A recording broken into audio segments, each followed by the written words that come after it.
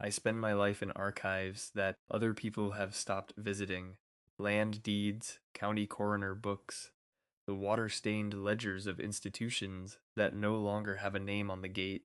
I am not a believer. I am a man who reads what was written down and then asks why it was allowed to rot. This account begins on a winter night in 1884 inside a state asylum in upstate New York with a guard named Amos Carrick and the thing he was paid to feed behind a locked door at the end of the night ward. Carrick was 58 years old when he died. The journal was found in 1921, wrapped in oilcloth under the floorboards of a rented room. I have read it 4 times. I want to tell you what is in it before someone decides I should not. The night ward of a 19th century asylum was the part of the building nobody toured. Reformers came during the day to admire the gardens and the dining hall and the idea of moral treatment, kindness instead of chains. They went home before dark. The night ward was where the institution kept what it did not show. Carrick worked it for 11 years because the day men would not, and because a man with his face and his history could not get hired anywhere the public would see him. He carried a dented tin lantern down a corridor that the official ledger said held 31 patients. He wrote that it held 32. The 32nd had no name in the book, only a number and a single word in the margin in another man's hand. The word was kept. I do not ask you to believe the body was a giant. I ask you to follow the paper. If you want to see how the paper leads to the men who took it away, stay with me. And if you find this channel late at night when you should be asleep, the way these things tend to find people, take 1 second and subscribe, because the archive does not announce itself, and neither do we. We go quiet for stretches. When we come back, it is because something surfaced. A subscribe is the only way it reaches you. That is the whole pitch. There is nothing to buy here. There is only the record, and the question of who decided you should never see it. I found the journal through a man named Edward Carrick, the grandson, who wrote to me after watching an account I made about a different missing body in a different county. He did not believe his grandfather. That is important. He thought the old man had been ill at the end, that the journal was the product of a failing mind grieving a job that broke him. He sent it to me to be talked out of it. He wanted me to tell him it was nothing. The journal arrived in a flat box lined with newspaper from 1921. 80-some pages in a careful, slanted hand that did not change even in the last entries when Carrick was writing in pain. A man losing his mind does not keep his penmanship. That was the first thing that stopped me. The second was the back of the book, where he had copied, in that same steady hand, 3 newspaper paragraphs about giant skeletons found in other states. He had been collecting them. A night guard in an asylum, decades before any of this became a thing people argued about online, had been quietly assembling a case. He was not insane. He was a witness who knew no one would take his word, so he gathered other words to stand beside his. Let me tell you who Amos Carrick was, because the men who erase records always erase the witness first, and I will not let them have him. He was born in 1851 in a farming county west of Albany, the 4th of 7 children, in a house his father built and lost. There is a real record of the family in the federal census, the kind of plain document that survives precisely because no one thought it mattered. Carrick had 3 years of schooling. He could read and write, which in his world and his class was not nothing. He worked his father's failing land until he was 19, then took the only steady wage available to a man with a scarred face and no money, institutional labor. The journal says he was burned as a boy, a kitchen fire, and that the left side of his face never healed right. He wrote about it once, plainly, without self-pity. He wrote that it was the reason he worked nights. The administrators did not want a man who looked like him greeting the families who came to visit during the day. so they gave him the corridor no family ever asked to see. He describes the lantern more than he describes himself. A dented tin lantern with a cracked pane he mended with a strip of mica, so the light came out warped on one side. He carried it for 11 years. He knew the corridor by the pattern that warped light threw on the walls, knew which floorboards spoke, knew which doors to open slowly, because the patient behind them startled. He learned the night people. He fed them when the day staff forgot. He wrote down their names, all 31 of them, in the back of his own book, because he said the institution's book was careless and a man should be remembered by someone who saw him. This is the texture of the journal. It is not the writing of a fantasist. It is the writing of a janitor of human beings, a man who took seriously the small dignity of knowing a face. When such a man tells you there was a 30-second door and that he was the only one with the key on his ring, you do not dismiss it because the contents of the room are hard to believe. You ask why the institution gave the unbelievable room to the one employee no one would ever interview. The asylum in his account ran on the same logic every such place ran on. There were wards for the noisy and wards for the quiet, work programs for those who could labor, and a record system that the state inspectors praised on paper. The real institutions this is modeled on kept exactly these books. In one of them, in 1883, administrators recorded that 800 patients were willing to work, and several hundred more could not. They counted everything. They counted the menus. A system that counts the soup does not lose a patient by accident. If a man has no name in such a book, it is because someone decided he should not have one. Carrick was given $2 extra a month, paid separately, off the main ledger, to attend the last door. He wrote that he did not ask what the money was for.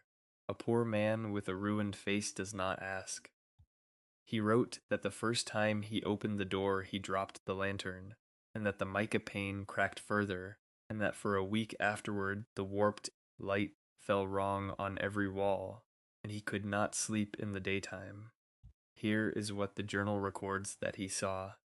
I give it to you the way he wrote it, and I attribute every impossible thing to him, because I was not there, and neither were you, and the only honest way to carry a dead man's testimony is to keep his name on it.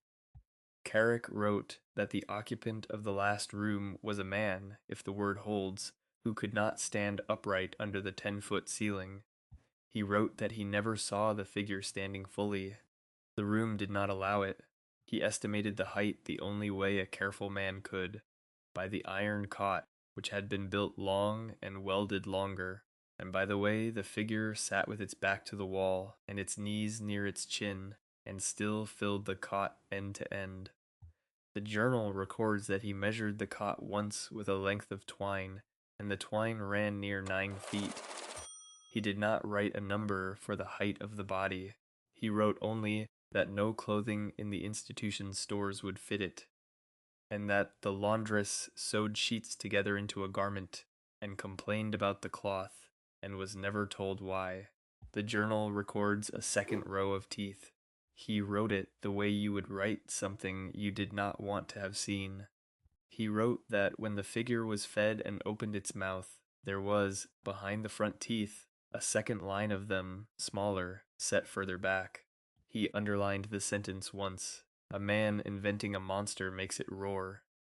Carrick wrote about teeth the way a frightened, decent man writes about a thing he wishes he could unknow. I want to be exact about what this is. This is one man's written claim. It is not a measured skeleton, not a photograph, not a bone in a museum drawer. It is testimony.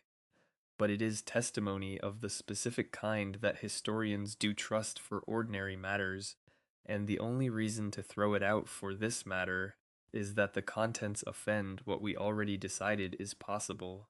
The double row of teeth, I will note, is the exact detail reported 60 years earlier and a continent away at Lompoc Rancho in California in 1833, when soldiers digging a powder pit reported a very tall skeleton with a double row of teeth surrounded by carved stone. Carrick could not have read that and shaped his lie to fit it. He was a night guard west of Albany. The matching detail is either coincidence or it is the kind of consistency that liars do not manage across 60 years and 3,000 miles. The feeding is the part of the journal that reads least like a story and most like a job. He brought food twice a night, more than any other patient received, a fact he noted because the kitchen resented it, and he had to sign for it. Bread, boiled meat, a bucket of broth. He wrote that the figure ate slowly and that it watched him, and that in the second year it began to make sounds that were not words, and then sounds that were close to words.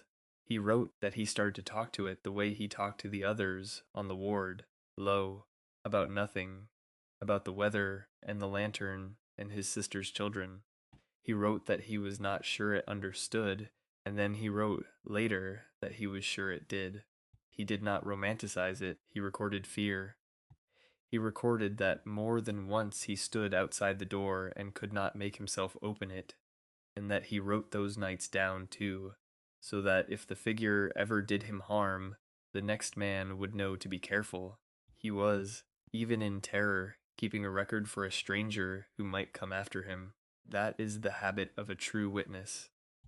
He was protecting the next guard the way he protected the names of the patients no one else wrote down. There is a passage in the second winter that I have read more than any other. He wrote that the figure had learned to lift one hand when he entered, slowly, palm out, the way a man signals he means no harm. Carrick did not know who taught it that gesture, or whether it taught itself by watching him. He wrote that he began to do it back, two creatures in a cold room, one with a warped lantern and a burned face, the other too large for the world that held it, raising open hands to each other in the dark. He wrote that he was ashamed of how much the gesture meant to him, because he had no one else who waited for him to arrive. He recorded small things, the things a fabricator would not bother to invent. That the figure was gentle with the bucket, and never spilled it. That it slept curled toward the wall. That it had a scar across one forearm, old and healed, which meant a life before this room, a life somewhere it had been cut and had healed and had gone on. Carrick fixed on that scar. He wrote that a thing kept secret in a state institution had still, once, been somewhere it could be wounded and survive.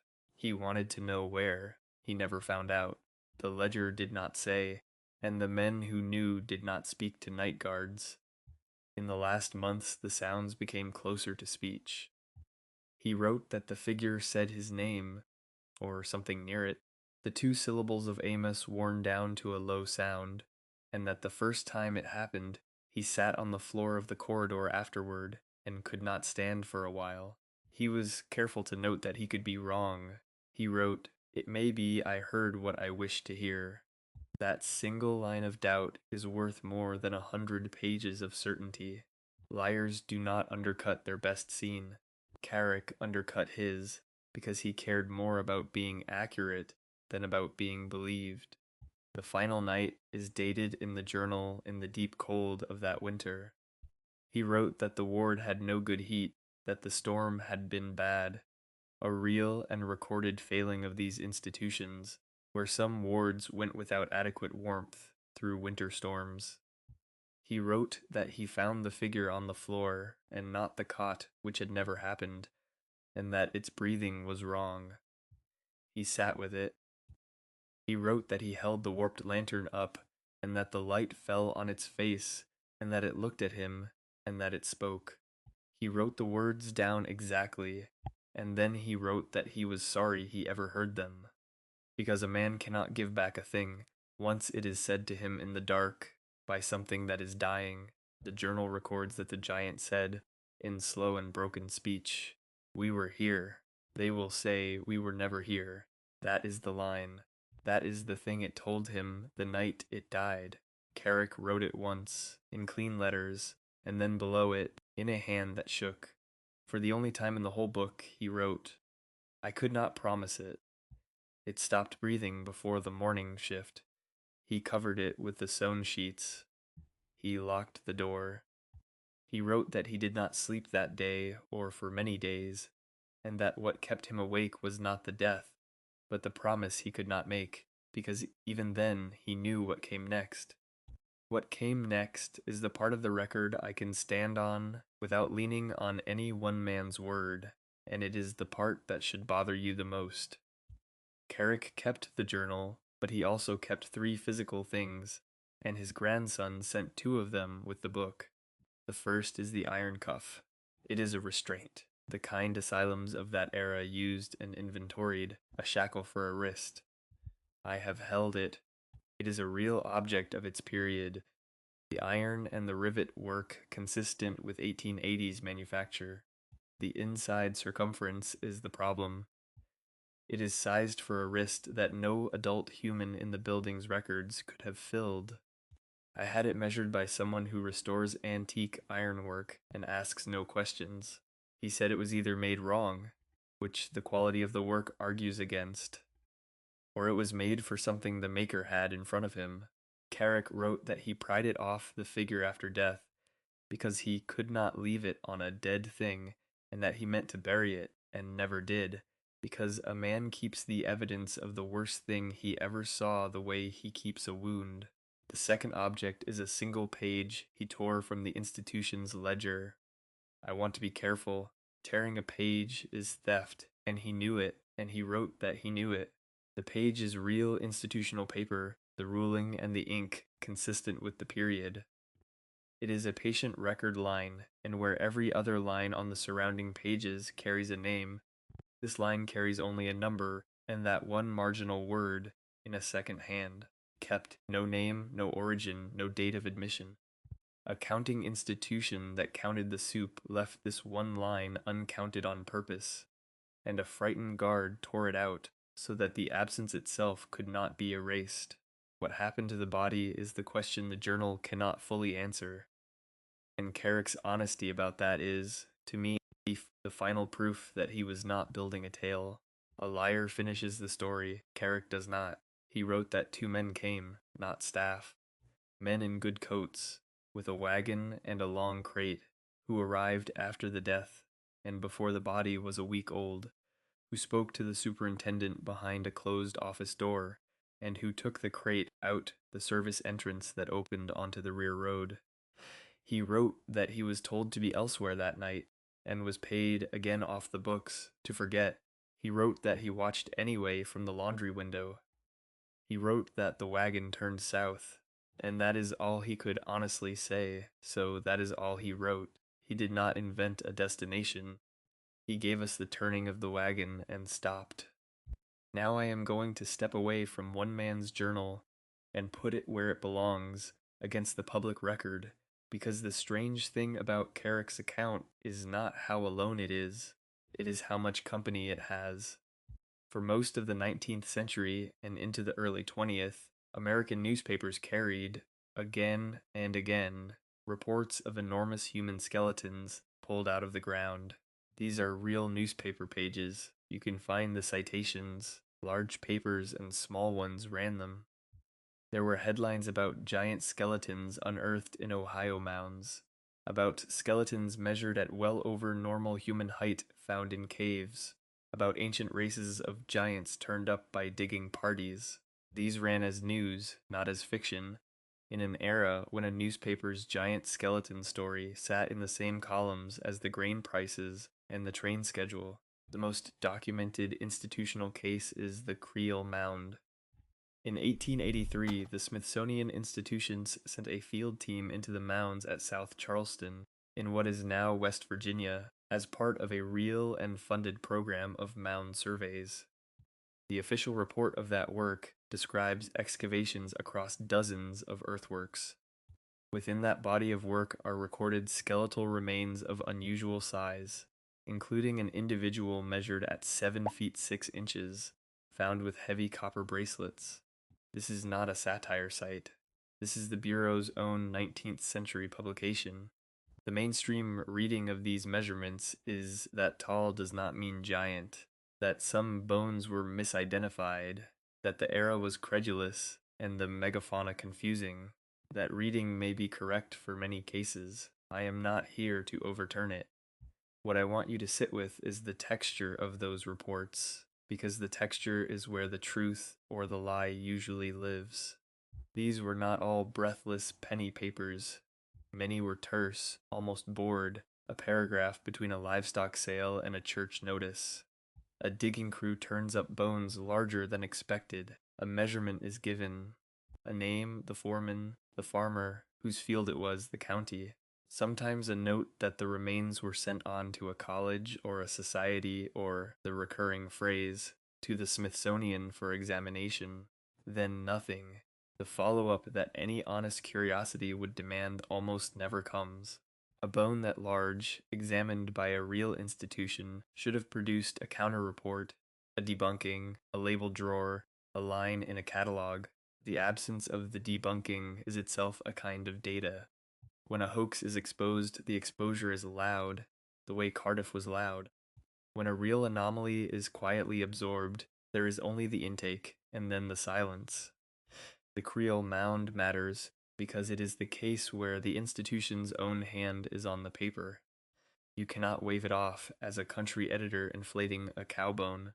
A funded federal survey with named fieldmen recorded the measurement and recorded the copper. The standard explanation that the figure was tall but human and the era exaggerated may well be right, but the explanation does not return the bracelets. It does not let you open the drawer. It accounts for the credulity and never for the custody, and custody is the whole question. Where did the recorded remains go, and who decided you would not be the one to see them? But here is the refusal I owe you, and I will make it once, plainly, so you cannot mistake what I am and am not claiming.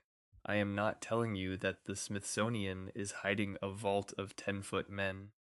I have no document that proves a single skeleton was destroyed. The institution itself has denied it, and the most famous suppression stories online trace back to a fiction site. I will not pretend otherwise to keep you watching. If I lie to you about the easy part, you cannot trust me on the hard part. The hard part is this. Even when you throw out every hoax, every misread mastodon bone, every penny paper exaggeration, you are left with a real and uncomfortable historical fact. A great many remains of unusual size were recorded by named people in named places, and then, over and over, the physical bodies are simply not where the record says they went. The bracelets are gone. The bones are unaccounted for. The trail ends at a phrase that recurs so often it stops sounding like coincidence and starts us sounding like a procedure. It was taken away for study. It was sent east. It was removed by men who came for it. Consider the Cardiff Giant, because it teaches the opposite lesson, and we have to be honest about it. In 1869, on a farm at Cardiff, New York, well diggers behind the barn of a man named William Newell uncovered a 10-foot figure of stone. Crowds came. Newell charged 50 cents a head PT. Barnum offered $50,000 and refused, built a copy, and charged for that. It was, of course, a fraud, carved from Iowa gypsum by a tobacconist named George Hull, who did it to win an argument about the giants in Genesis and to prove how easily people would believe. Hull confessed within months. The Cardiff Giant is the cornerstone of every skeptic's case, and rightly so. It proves that Americans of that century wanted giants so badly they would pay to be fooled. But notice what the Cardiff Giant also proves. It proves that appetite was real, and it proves the era could not always tell true from false, which means a genuine body, if one existed, could move through that fog completely unseen, dismissed as one more Cardiff before anyone serious ever examined it.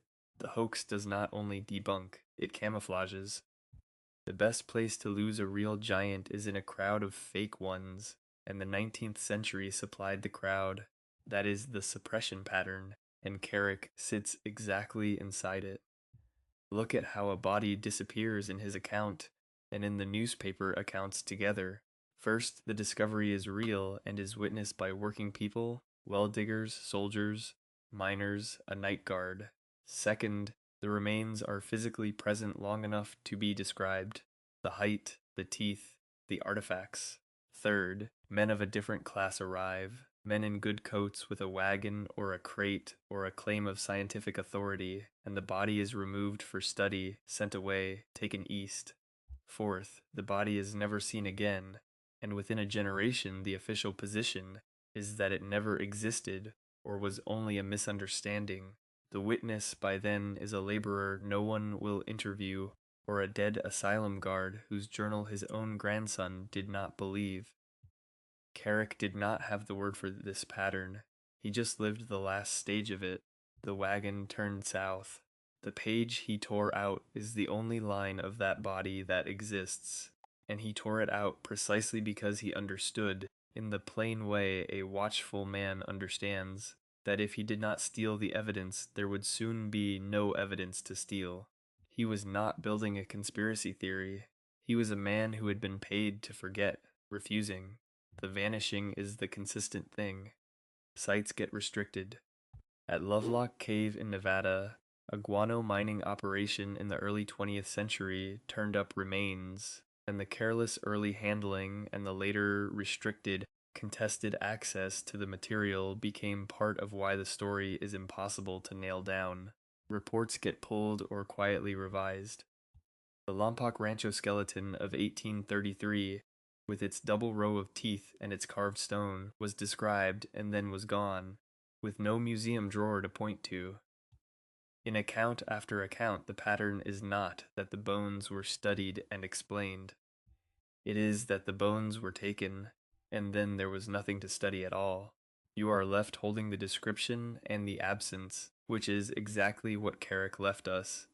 A journal that describes, an iron cuff that does not fit any recorded wrist, and a torn ledger line that records a person with no name and the wagon that took him.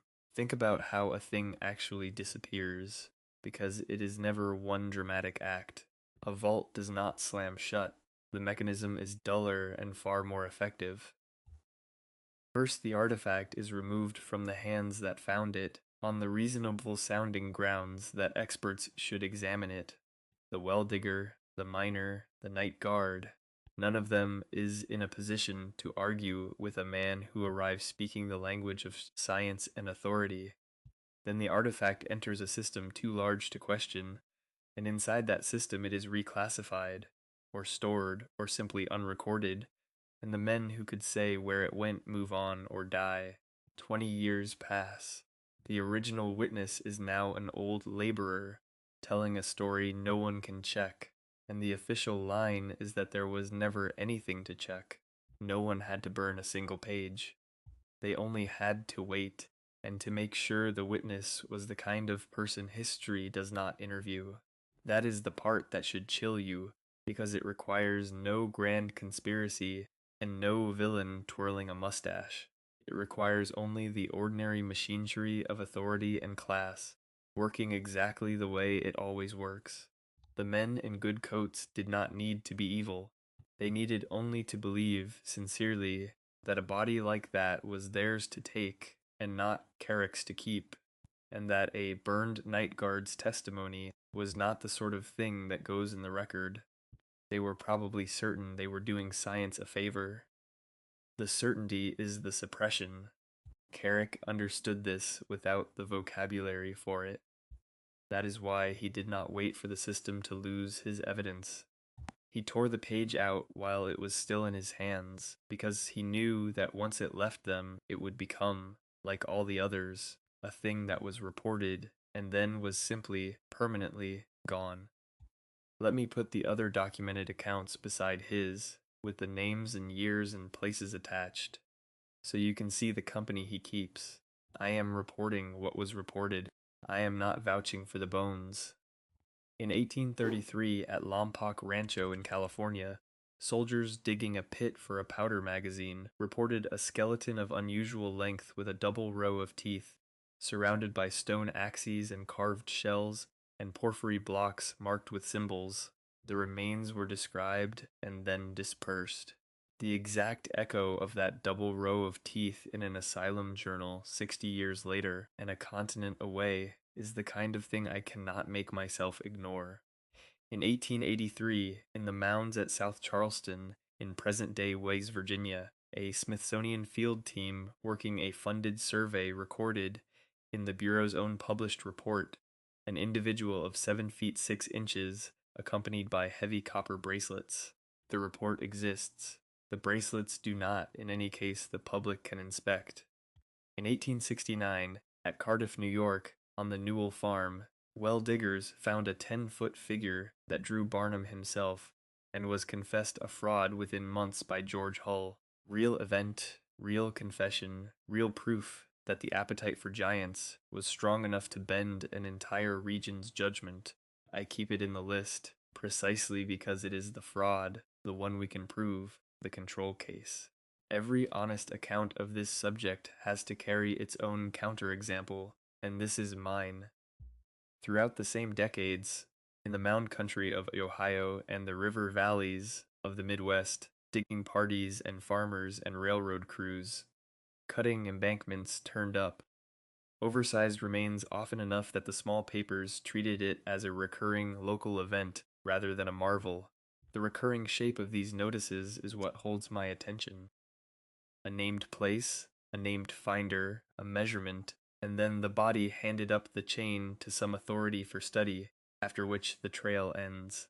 Not exposed, not displayed, ended. A railroad cut is a useful thing to think about here, because a cut is made by men with no interest in archaeology on a schedule for money. When such a crew reports bones, there is no showman's motive behind it. They want the grading done. They are the least likely people in the century to invent a giant, and they are exactly the kind of working witnesses whose word the record was built to discard. And in the early 20th century, at Lovelock Cave near Reno, Nevada, guano miners disturbed remains that local Paiute tradition tied to a people they called the Sai Tika, and the contested, restricted handling of that material turned a real archaeological site into a permanent argument with no body anyone can simply go and measure. I want to be plain that the most sensational versions of Lovelock, the red-haired 10-foot giants, do not survive scrutiny. The remains were real. The giants of the legend were not confirmed. But notice that even in the debunked case, the engine is the same. Amateurs disturb a site, the material is removed and roughly handled, access closes, and what is left to the public is not a specimen but a fight. The pattern does not need the bones to be giant, it only needs them to be taken. In the early 20th century, at Lovelock Cave near Reno, Nevada, guano miners disturbed remains that local Paiute tradition tied to a people they called the Sika, and the contested, restricted handling of that material turned a real archaeological site into a permanent argument with no body anyone can simply go and measure. And in the winter of 1884, on the night ward of a state asylum west of Albany, a guard named Amos Carrick fed, for 2 years, a captive he was paid off the books to attend, whose cot ran near 9 feet, whose mouth held a second row of teeth, and whose body was removed in a long crate by men in good coats, who told him to be elsewhere and paid him to forget. Mines, mounds, railroad country, a powder pit, a locked institutional door, the same shape in different states across decades, witnessed each time by people with no power and recorded each time by paper that later goes missing. I will say the refusal again because it is the only thing that lets me say the rest. I am not telling you that giants ruled the earth. I do not have proof. I have never held a giant's bone, and Amos Carrick never measured one with anything better than twine. What I am telling you is narrower and harder to walk away from. Real newspapers printed real reports of large remains by the hundreds in named places. A real federal survey recorded unusual measurements in its own pages. Real working people, soldiers and miners and well diggers and one scarred night guard, described what they saw before they were taught it was impossible. And in case after case the physical body is gone, removed for study, sent east, taken away by men whose names no one wrote down. The bodies vanish, the reports thin. The witnesses are the kind of people history was built to ignore. That is not a claim about Genesis. It is a claim about custody. Somebody kept deciding what we were allowed to keep. In our own time, you can still feel the procedure softened into manners. Raise the newspaper record, and you are sent to the Cardiff Giant, as if one confessed hoax in 1869 settles 300 unrelated reports. Raise the missing bracelets, and you are told the era was credulous, which explains the credulity and never the missing bracelets. Raise the wagon that turned south, and there is no one to ask, because the men in good coats did not sign Carrick's book, and Carrick is dead, and his grandson nearly threw the journal away. The suppression is not a vault anymore, it is a reflex. It is the speed with which a careful working man's testimony is converted into the ramblings of a sick old guard, so that no one has to account for the cuff that does not fit a human wrist. Edward Carrick, the grandson, called me after I finished reading. He wanted still to be told it was nothing. I could not tell him that. I told him what I will tell you. His grandfather kept his handwriting steady to the last page. He recorded his own fear so the next man would be warned. He wrote down the names of patients the institution forgot. He tore out the one line that proved a nameless person had been kept, knowing it was theft, because he understood that absence is the only thing the men in coats cannot carry away in a crate. That is not the behavior of a liar or a madman.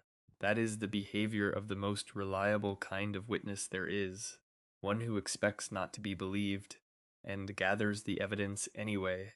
So I will defend Amos Carrick, since no one defended him while he lived, and no one buried him with the truth. He was a poor man with a burned face, who worked the door no one else would work, who was kind to people the state had given up on, who fed a captive for 2 years and grieved it when it died, and who carried for the rest of his life one sentence he could not give back. He wrote that the giant told him, "We were here. They will say we were never here." And he wrote, below it, the most honest line in the whole book. I could not promise it. I can keep it though. That is the only thing a man in my trade can do. I cannot bring the body back from wherever the wagon took it. I cannot put the bracelets in your hand, or fit the cuff to a wrist you would accept. But I can read the page he tore out on a channel that goes quiet and then comes back to whoever finds it late at night when they should be asleep.